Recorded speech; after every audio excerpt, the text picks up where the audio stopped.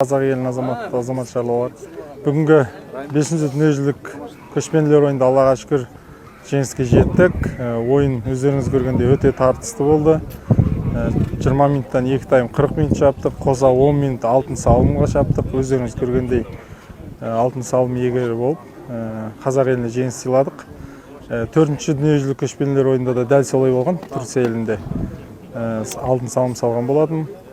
Шүкір Аллаға, ойын барысы өте қызықты болды.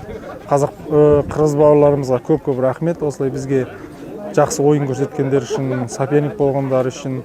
Енді бұл жерде өзіміздің еліміздің, жеріміздің, халқымыздың қолдауының арқасы қатты сезілді.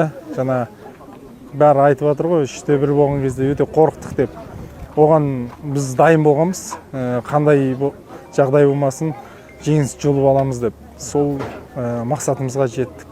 Бірінші таймға байланысты жаңағы қырғыз бауырлар жеңіп тұрғаннан кейін қатты эмоцияға беріліп кетті ма, біздің бір палуан боқтап кетті.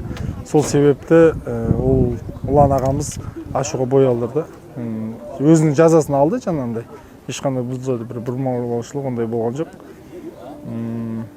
Олардың аттары, жекпе-жектері өте мықты. Соған байланысты өзіміздің тактикамызды қойдық, көрдіңіздер. Солай жеңіске жеттік.